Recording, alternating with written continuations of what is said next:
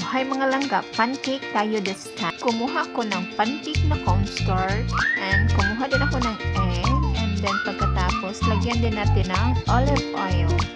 So now, nilagay ko na dito yung cornstarch na gagamitin natin sa ating pancake. So, nakamix na siya and then naglagay din ako ng itlog. Well, actually, dalawang egg ang nilagay ko. So, inuna ko lang itong isa and then lagyan ko siya ng water. Then pagkatapos is i-mix lang natin ng mabuti hanggang sa maging ganito na ang kanyang resulta.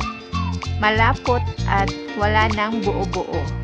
So nag-add lang din ako ng konting olive oil dyan and then pagkatapos is minix ko din siya ulit and ito na siya.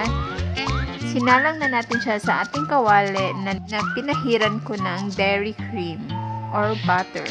And this is it, our pancake, and let's eat po mga langga, and thank you for watching. Babu!